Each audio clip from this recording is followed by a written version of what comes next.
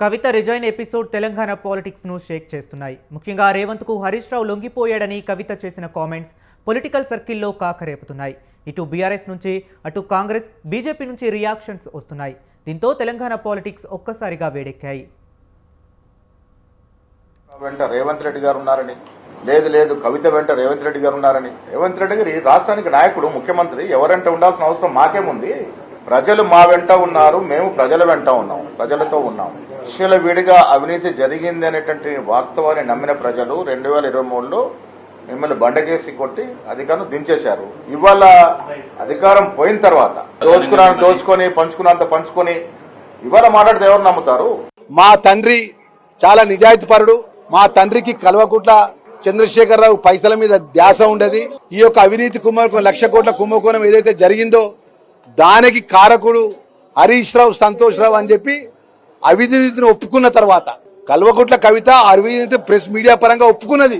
మీ అవినీతి చేసిన మా కుటుంబం చేసిందని ఒప్పుకుని ఇయ్యాల వారి యొక్క పార్టీలో ఉన్న అంతర్గతమైనటువంటి ఏదైతే వాళ్ళ కుటుంబానికి తగాదాలు 1,00,000 కోట్లు దోసుకున్నటువంటి ఆ పంపకాల విషయంలో వాళ్ళకు ఉన్నటువంటి పాపాల చిట్ట బయటపడితే అది మా పార్టీకి ఆస్వాదించేంతవరకు కరెక్ట్ అండి. ముఖ్యమంత్రి గారితో హరీష్ రావు గారు విమానంలో ప్రయాణించి నిజంగా విమానంలో పోతే తెల్లరి విమానంలో మాట్లాడిన విషయం తెల్లరే మాట్లాడిన తెలంగాణ భాష లోపల ఒక మాట్లాడే భాష లోపల ఒక అబద్ధాన్ని 10 సార్లు మాట్లాడి నిజం చేద్దామని ప్రయత్నం చేస్తారు.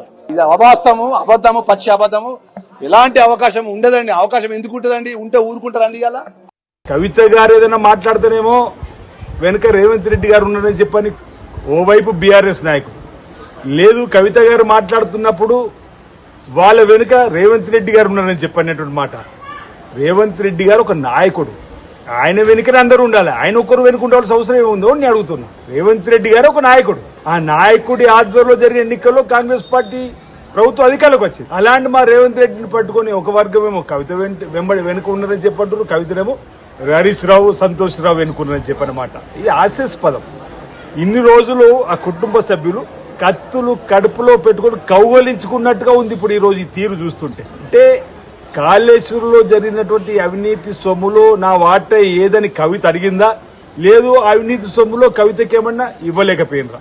దానివల్ల జరిగినటువంటి తేడాలలోనే ఈరోజు ఆమె మాట్లాడినటువంటి మాటలకి మేము భావిస్తాం తప్ప. కవిత బిడ్డ, కేసీఆర్ బిడ్డ రాజీనామా. కేసీఆర్ బిడ్డ ఏందన్నా? కేసీఆర్ బిడ్డ అర్థం కాదు. కేసీఆర్ కొడుకు ఏందన్నా? కవితక్క రాజీనామా చేస్తుంది, కవితకు సస్పెండ్ చేస్తుంది. అది చెప్పరాదు. దాంతో ఏమైందండి? ఇవాళ చర్చ జరగాలన్నా ఇలా కాళేశ్వరం ఇష్యూ డైవర్ట్ చేయడానికి బీఆర్ఎస్ పార్టీ అవినీతి పార్టీ అని చెప్పి ప్రజల లోపల చర్చ జరుగుతున్నది. దాని నుంచి డైవర్ట్ చేయడానికి కాంగ్రెస్ పార్టీలోని కొంతమంది నాయకులు బీఆర్ఎస్ పార్టీ నాయకులతో కుమ్మక్కై ఇవాళ ఒక స్ట్రాటజీ, ఒక ప్లాన్ ప్రకారం ఆ ఇష్యూని డైవర్ట్ చేసి సంతోష్ వెంట